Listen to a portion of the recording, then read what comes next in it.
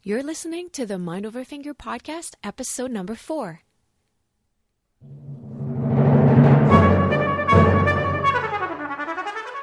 Welcome to the Mind Over Finger podcast. Discussions on mindful music making, efficient practice, and building a purposeful career. And now, your host, Dr. Renee Paul Gauthier.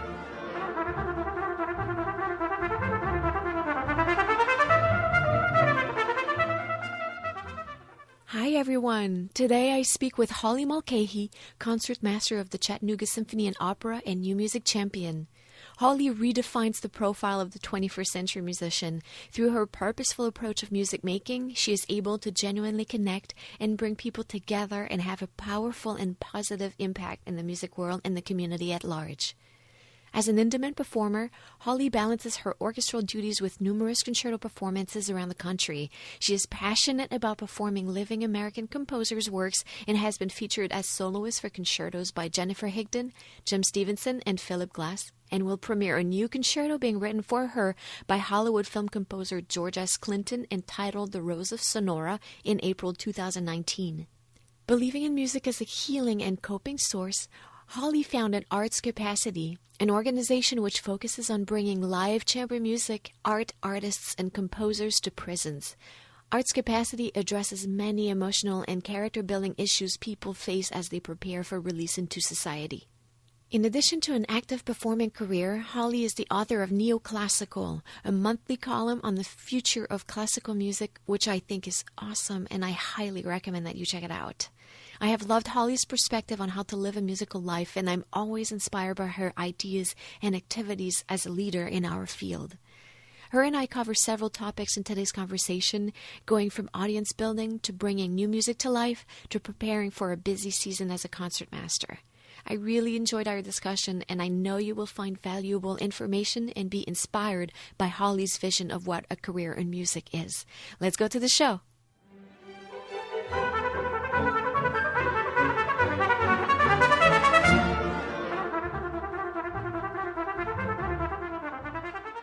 Holly Mulcahy, thank you so much for being here today.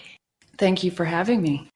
You and I have known each other for a few years now, and you're someone I truly admire, not just for your skills as a violinist, but for the way you are able to make classical music current, relevant, and I find very exciting.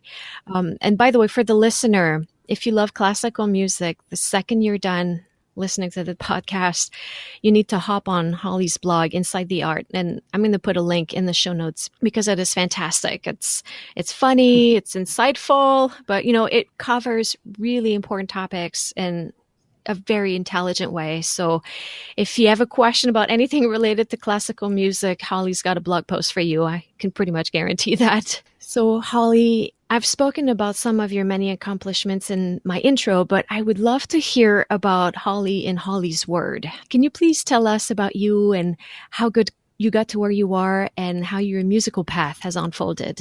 Gosh, that's so funny because I think how I got where I am now, if I had planned it, it wouldn't have come out like this. So I had imagined myself being in the Boston Symphony or the Chicago Symphony. And as I grew into becoming a musician and winning various jobs, I realized I don't really want certain things. And I just sort of decided I wanted to do certain things and win after those. And then that kind of like a pinball machine just kind of bounced me into another direction. And I just kind of like followed it. I had a loose idea of where I wanted to be, but I think by having a general idea that I wanted to be a musician first, and then just kind of going with the flow and being adaptable and taking challenges and rejections and successes all in one kind of approach kind of led me to where I am now. But looking back, you can see where the dots connect. So I guess that's kind of a long answer. I find it so great that very often I think life, has a funny way to take us somewhere unexpected, and it often ends up even better than what we had envisioned with the start. How did it start for you? How did you get started in music? Well, I started late. I started in elementary school. I didn't start when I was 2 or 3 or 4. I started like 10. and support from parents and public school music classes kind of got me started. And it was the one thing that I really was good at. I wasn't really good at math or English or any of the normal subjects that the school has kids do, but music was one. And I found it a way that I could shine and give me confidence, make friends, play with friends. And then my parents kind of supported me along the way. Well, they didn't kind of. They totally supported me along the way, got me private teachers and made me practice. And it was tough love, too, because they would call me out on my not practicing. When I would say I didn't get concertmaster of the 7th grade orchestra, my mom said, well, maybe you didn't practice hard enough. And I thought, well, that's the wrong answer. The right answer should be, well, you're better than everybody, and I'm horrified as well. But I think that kind of reality that they offered me gave me a really good balance and a really good base. So, and from that, it's just that strong base has always been with me ever since, the reality that I live with. Yeah, thank goodness for parents, right? Yes. Good ones.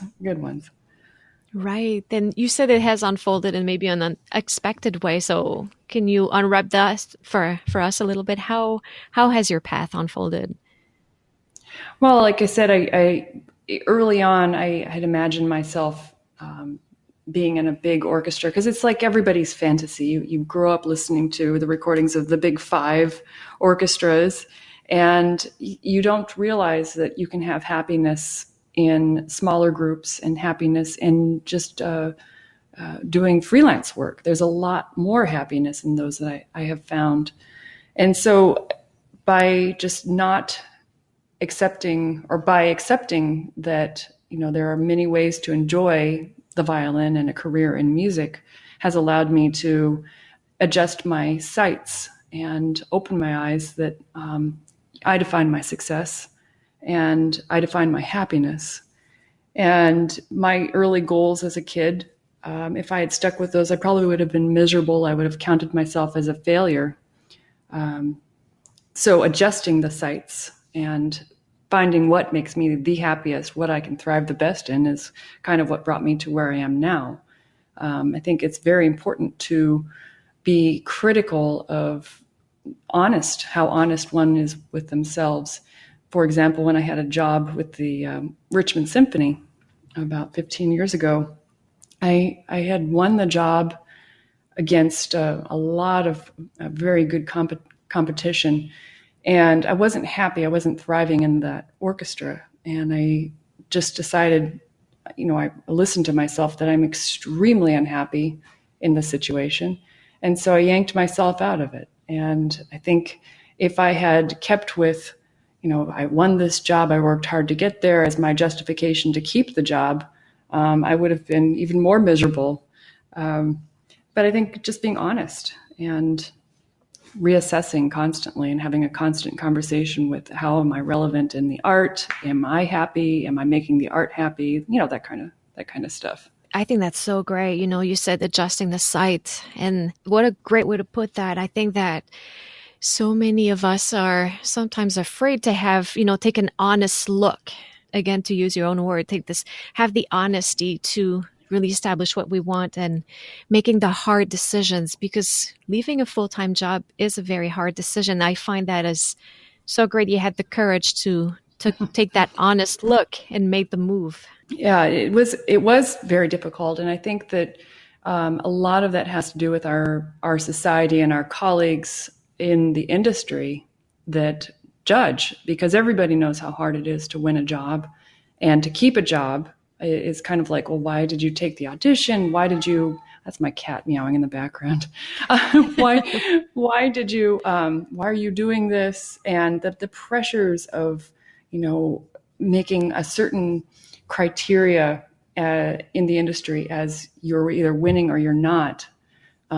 Those pressures are very real. So when you go to music school, it's assumed that either your goal should be winning a big job or teaching at a university. And there's so many options that are valid that really need to be explored. Absolutely. So many options that might be better for you or for me that sometimes we don't look at. Holly, one of the things I love about you and find so inspiring is observing how you're able to reach out to the audience and connect with them in a way that is very meaningful. I just love following your adventures on Facebook, always inspiring. And I just love the stories about you meeting and connecting with audience members, whether it's in Chicago or Chattanooga or on a mountaintop in the Grand Tetons. And you have these amazing stories, and you seem to always find such a unique and fun ways to connect with the audience or, attach them emotionally to a performance. You chat with them on the plane, you email them playlists that you think they might like, you have signature cocktails created for specific performances. And I think you've even formed a book club and, so many creative ways to have a meaningful connection with your audience. And I took some notes here because I don't want to misquote anyone. By the way, there's another great resource in classical music is a fantastic blog called Adaptistration that you might know, Holly, Yes. Which is led by none other than your husband, Drew McManus, and truly is a great blog. So in an essay on the blog, he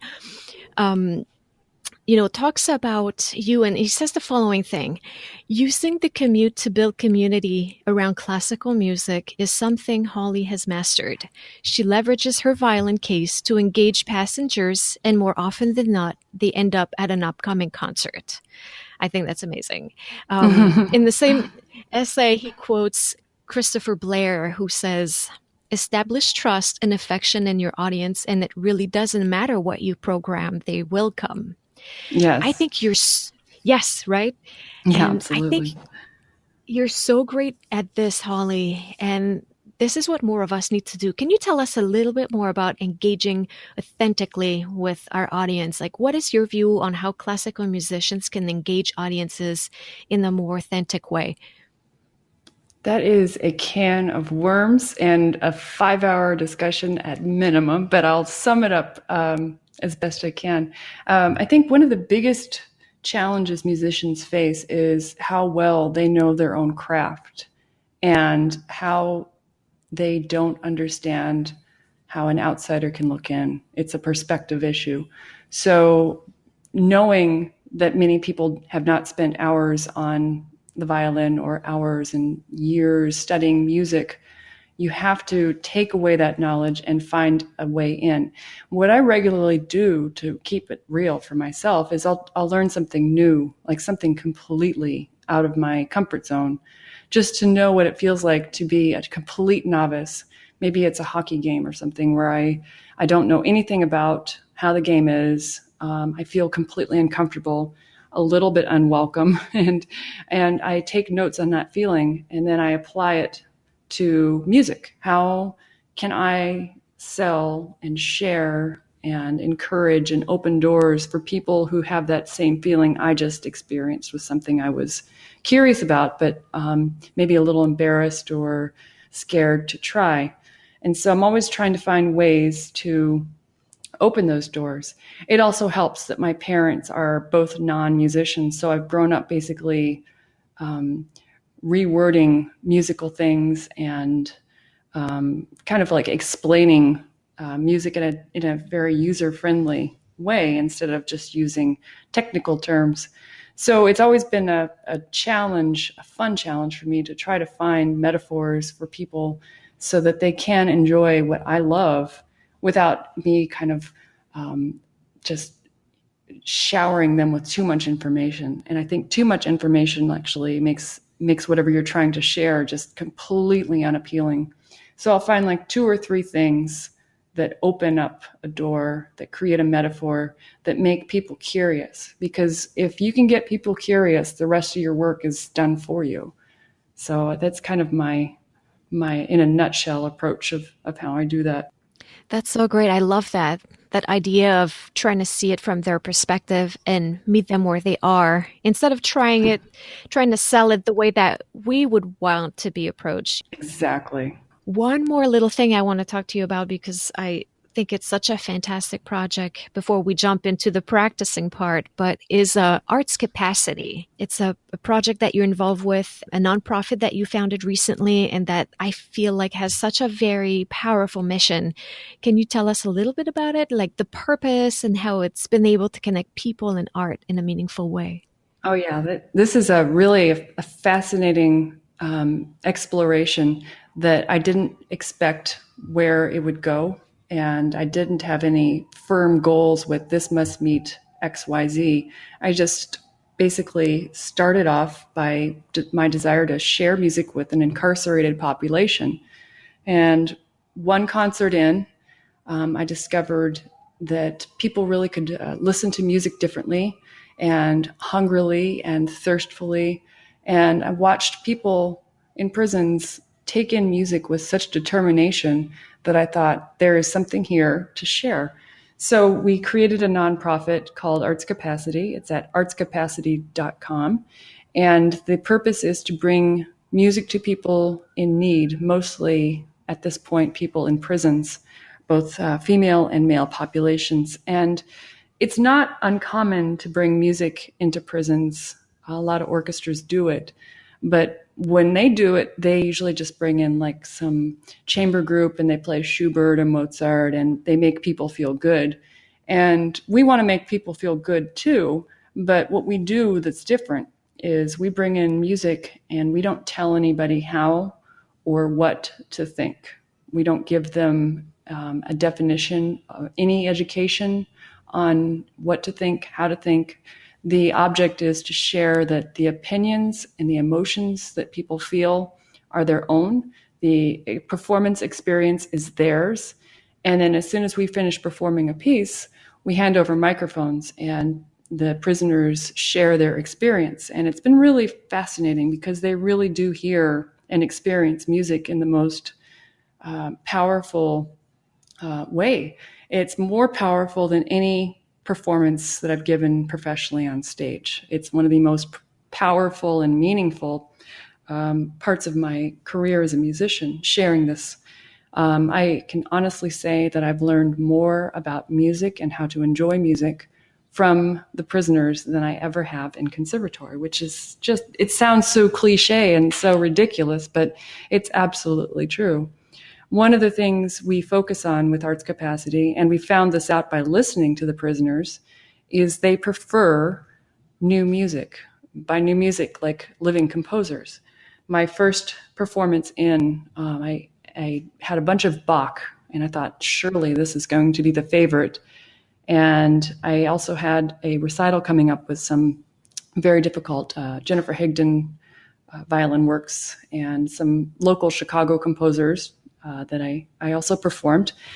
And much to my surprise, happily surprised, they preferred the Higdon, they preferred the Mark Mellitz, they preferred the Misha Zupko, they prefer everybody that was living. And Bach was just kind of like, well, that was nice. So, and not only did they prefer those, they told me why. And they also said that it mattered so much that I could share immediately with the composers the prisoners' feelings. And so that built up a relationship where I would bring in composers and new works into the prison. And then we would share the prisoners' thoughts with recitals on the outside. And what we've recently done, I think it's very exciting, is we took a composer from Wyoming, Annie Guzzo, into prison, and she composed half a piece. We played half a piece for the prisoners and then opened it up to let them finish it. So they could pick how fast they wanted it to end, how loud, soft, slow, all of that. And then she also let them title it. And she took all their notes, took it away to Wyoming for a month, and she composed the ending. And then we're going to take that ending and perform the whole work with their input this coming October. So it's just kind of a very much like a chain letter, kind of a virtual bridge from inside to outside. This builds character and coping mechanisms. So when these prisoners get released and become our neighbors, they will have tools to access inside, not just welding or laying carpet, but they'll actually address their feelings through music. At least that's what we were finding. Wow, what a great idea. It's so funny how this seems to be a recurring theme in the conversations I'm having, this idea of community through art. I find that as musicians, we want more and more to really connect with the audience. And I love how you are going to meet the audience where, in their case, they cannot come to you, but you're going there and doing something that is so authentic and meaningful. I love it. I'm definitely going to keep track of what is happening with this project. All right. Should we dive into the practicing part? Oh gosh, the fun part. Yes. Yes. So, as I said in the intro, you are the concertmaster of the Chattanooga Symphony and Opera. And as concertmaster of an orchestra, there's so much repertoire to learn. And I love how you keep us updated on, your Facebook and Instagram. I find it so interesting. And also being concertmaster requires a different kind of preparation. So can you talk to us a little bit about this approach that you have to practicing when you're preparing for a season? Oh gosh. Well, currently, I've got the whole season basically sitting in front of me, and I'm juggling 2 jobs at this point, plus solo recitals. So what I do, what I have been doing the last 2 years, is I create a chart with all of the pieces down the left side of the music or of the chart, all the pieces that I have to learn, and then dates for 2 months across the top. And I like to color in the little blocks when I get a piece done, so I can start to track my progress. And I call it my triage chart. So I find which piece needs the most work, and I focus on those certain pieces, and I can track as a visual aid this chart as I go. Like yesterday, I know I practiced 6 works out of, I think I've got about 20 on my plate for the next 2 months that I've got to learn. So I can see, gosh, I'm ignoring the Piazzolo. I better do that tomorrow. Or I'm ignoring my own concerto that's being written for me. I better put that on the top of my my stack for tomorrow. And then that gets colored in. And then once I feel good about a piece, I can start to lay off, and then I can just see that maybe I need to do it every 2 or 3 days or every 5 or 6 days until maybe the day before first rehearsal. And by the time I get to the first rehearsal of the first concert of the season, I've started into the next month of concerts. And I can start to use that same track on my chart, if that makes sense. I love that idea of the triage chart. It's so true when we're juggling so much repertoire. And in your case, there's the orchestra and, as you said, all the recital. That's a great system. Love it. And it's such a great way to bring productivity in the practice. Do you have other little tricks to maximize your results? Maximizing my results. I think it's just the horrification of not being prepared is the biggest reward for, biggest way to kind of get the practicing in. I don't like showing up to a first rehearsal of anything until I know my part the best and I have a really good grasp on the score. So that's my motivation right there, is not looking like I'm struggling in the least. I think the orchestra business is very much like if you're a healthy fish in the water, the sharks won't, come after you. If you look like you're struggling, everybody will come after you. And I think it's quadruply so in the concertmaster seat, because you really are very visible. And just like schooling fish, violinists especially watch everybody's bow, everybody's positioning, and we do things kind of subconsciously. And so if the leader is making it very difficult for the school fish to follow, it's going to be chaos, and then the fish will eat the leader, basically. Not to be completely visceral, but that is my motivation in practicing and really learning things wholly. And when I get tired of practicing physically, I usually will grab a score and study the score so that I'm really aware. It's not just physical practice. There's a lot of other preparation as well. Oh, I agree so much. I find that if I can memorize a score, not the entire score, but when I have a good grasp of what's happening in the other part of the piece in the orchestra, I don't know, I'm able to play so much better. Yeah, they don't teach you that in school to like really study the score, and I think that prevents you from really fully enjoying music when you just know your part and you're not really aware and appreciating the other parts. It takes away joy, in my opinion.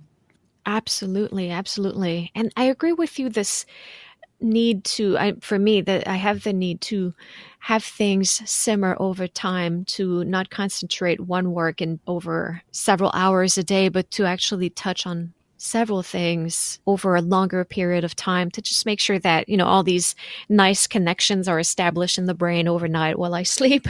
That's exactly it. Yeah, no, and it's also a trust level too, because there's a frustration that we all feel as musicians of like, why can't I get this today? I'm working. I've practiced this for like 2 hours, and I'm still sounding terrible on this shift, or the fingering is just not working. When we all know if you put it down and come back to it the next day, it's going to be better. But we don't believe when we say that to ourselves. So there's a trust that you have to kind of teach in and trust yourself. It's just a difficult balance, believing that. Yes, I agree with everything you just said. And one other thing I love about you, so many things I love about you, is that you're such a champion of new music. And correct me if I'm wrong, but ever since you've taken the position of concertmaster in Chattanooga, you've performed a concerto from a living composer. Is this right? That is correct. Yeah. My first concerto out of the gates was the Jennifer Higdon violin concerto. And then 2 years later, I did Jem Stevenson's Tributes violin concerto. And I'm currently working with George S. Clinton, who's a film composer in Hollywood. He's writing me a concerto, kind of a Wild West themed concerto. So they're all living composers. And there's something really exciting when you can tag a composer in on Facebook or Twitter or Instagram, and they can follow along or comment, and the audience loves it. They love meeting people. It adds kind of like an extra value to the experience. Everybody's done Mendelssohn, and it's a safe outcome. But when you've got something exciting and new, having the composer sitting there as well, it just the impact of the experience is just so much bigger and better, I think. Oh, I agree with you. And I loved following how you tried to surprise us, and you include pictures, and this whole process. You really take us with you, and it builds the excitement towards the performance. I love it. I know that the Rose of Sonora has a Facebook page and a website, so I think listeners should really take the time to investigate that, because I love how you build up the the anticipation until performance night. So, but how different is the approach learning and practicing contemporary repertoire from the standards? We get to listen to a million recordings of Mendelssohn, but how is that when you pick up a score that no one's ever played before? Or I know that the Higdon was performed, Right. but there's not a ton of recordings of those pieces. But how do you approach a new work like this? How do you practice it, and how do you polish it all the way to the performance? That is a very good issue to talk about, because nobody really talks about it. It is like 5 times the amount of work doing a new work over like a Tchaikovsky or Mendelssohn, because those are baked in. We learn those and we grow up with those. But like the Higdon concerto, I was the 4th violinist to play it. And it was very good that Jennifer Higdon gave me Hillary's markings, and that saved me a lot of practice time. It still took me a year and a half to achieve a performance level. The piece is very difficult. There is one recording, and my process for learning that work was I cheated, actually. I took the recording and I used a computer to slow the performance by half speed so I could hear fingerings and bowings and idiosyncrasies. And I would play along with that very slowly and kind of go along and learn it up to speed. I would move up the increments and timing. And before long, I was almost at Hilary Hahn's tempo. But that's the point where you have to steer to one's self and one's self-performance. And I'm not Hilary Hahn. I'm not double-jointed. And there were certain things that I needed to adjust. And that's one of the cool things about working with a living composer, because I would just send Jennifer a note and I'd say, do you mind if I play this way? And she'd be like, oh, that's great. That's a great idea. I love that. So that piece took a year and a half. And then I decided to do Jim's piece. I was the second violinist to do that concerto. That took less time to learn because I already had a process in place of how to work on newer works. I, of course, listened to the one recording of it, and there were no notes from the Jennifer Frauschti who premiered it. There were no fingerings or no bowings. So everything in my part is mine, and that took a little bit of weeding out. But making the piece my own, that was easier, because learning from the Higdon, I kind of learned it's hard to explain how to make it my own, what I really wanted out of it.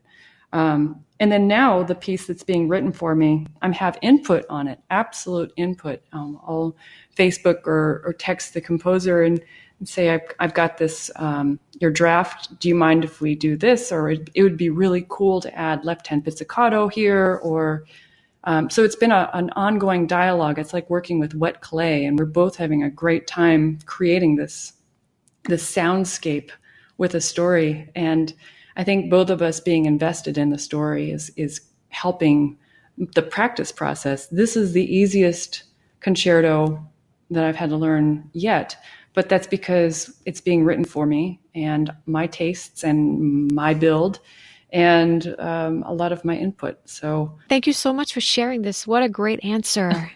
You know, what strikes me in this answer is how, and maybe you'll agree with me, I find that oftentimes when we're younger, we see practicing as something which is you walk in a room, close the door, and just move your arms around for a few hours, and that would be practicing. But everything you describe here is what I would think of as mindful practice. You approach this with so much reflection. You have a plan. You have a very clear goal.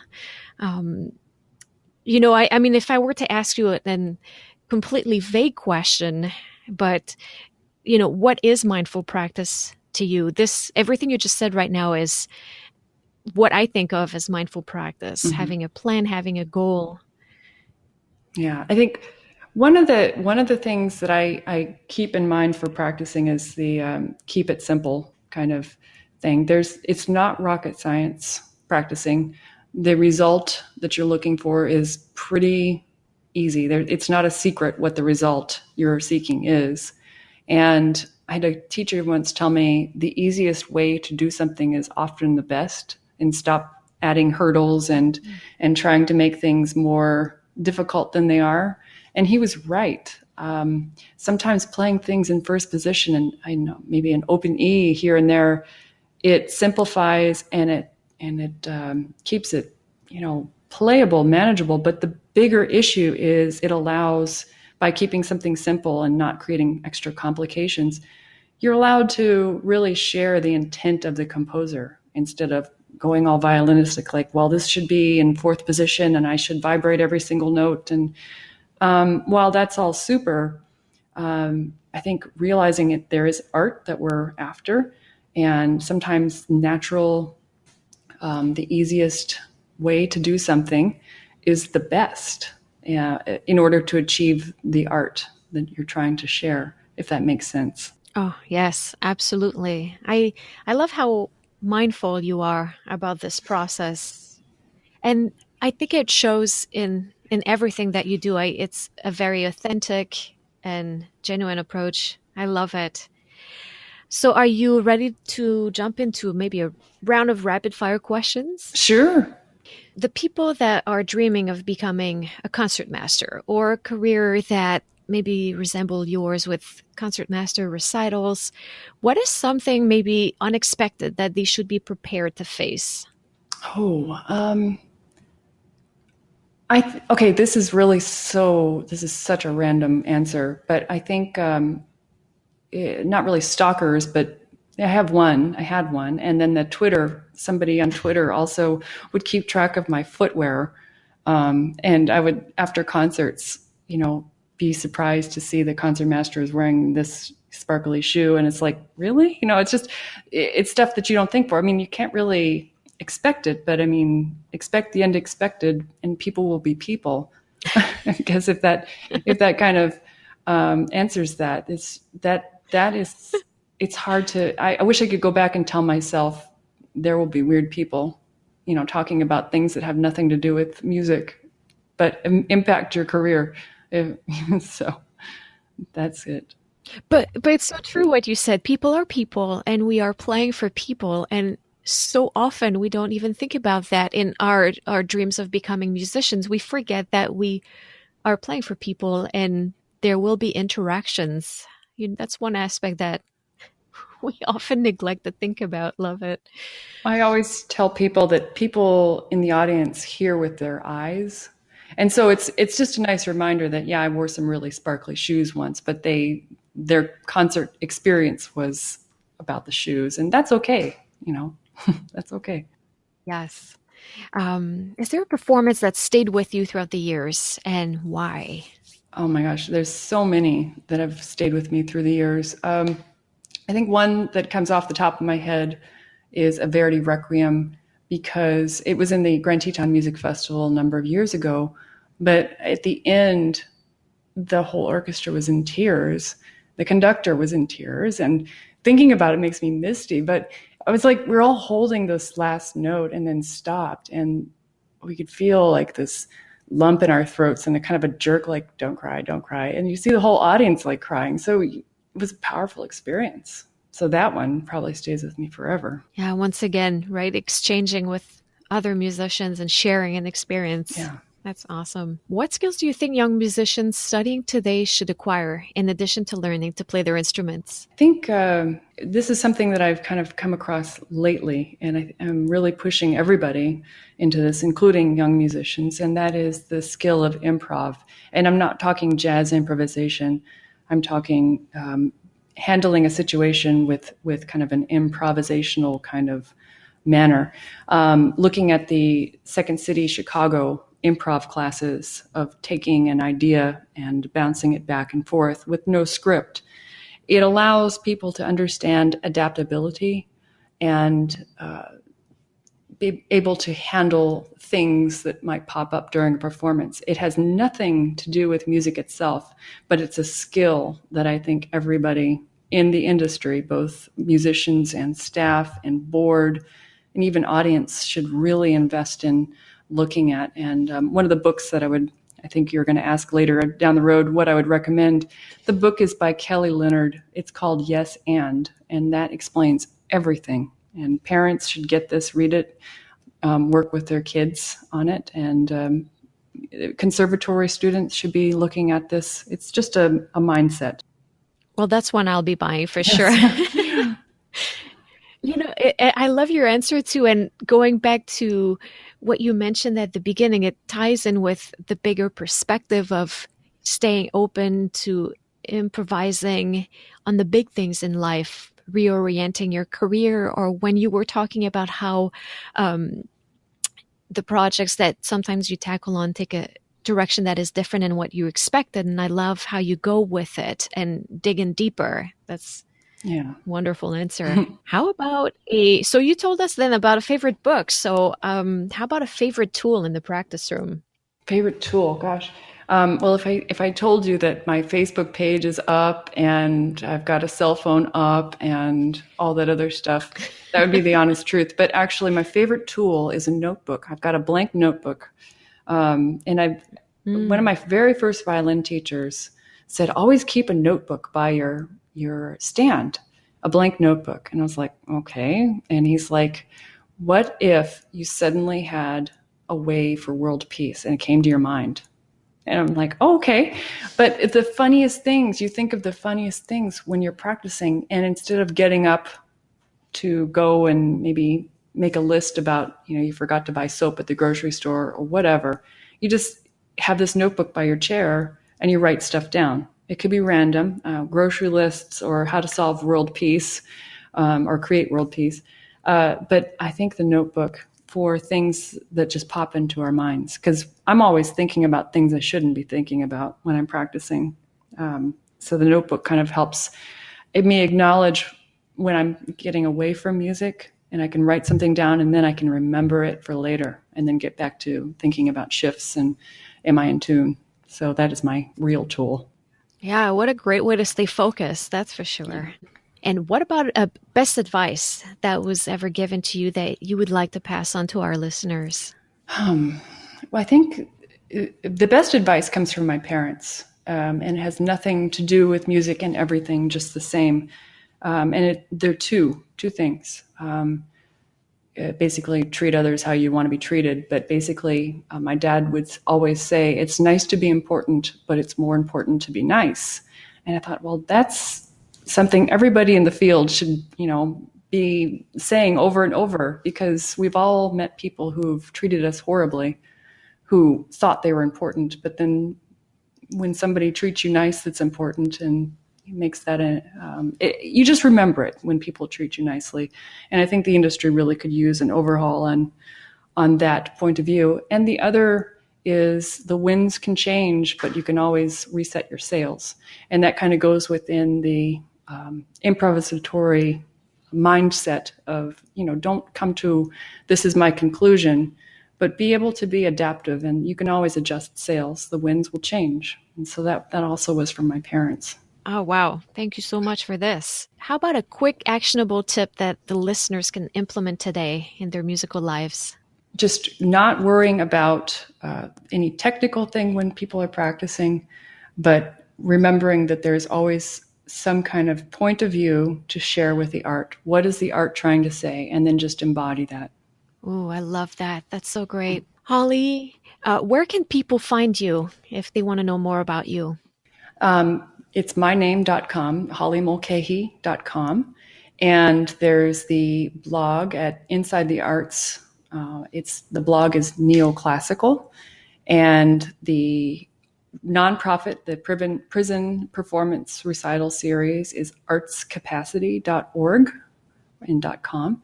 And the Rose of Sonora, we're building that website. There's just a sign up. That is roseofsonora.com. And there's also a Facebook page for it where you'll track what the composer's adding to the page, and maybe we'll release a little bit of information here or there. But that's Rose of Sonora. And the performance is April 25th. Is this correct? Yes, that's the world premiere. Yeah. Wow. Oh, my goodness. Holly, thank you so much for chatting with me today. You're such, an inspiration in so many ways, and not only how to make meaningful choices in a career, but, how to use music in a way that really connects and brings people together. And I feel that you're having such a powerful and positive impact through music. I cannot thank you enough. Oh, thank you so much for having me. It's been a lot of fun. Thanks again. Bye-bye.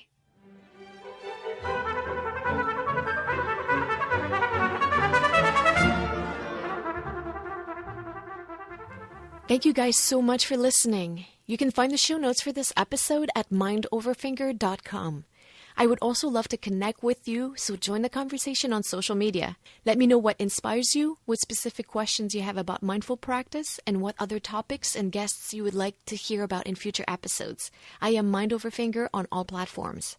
Next week, I'll be talking to Denise Tryon, horn soloist and associate professor of horn at the Cincinnati Conservatory. Denise and I will discuss mindful practice, developing a sound warm-up routine, and audition preparation. If you have the chance, please take a minute to head over to iTunes to subscribe, rate, and leave a review. It's very much appreciated. Again, thank you, and à bientôt.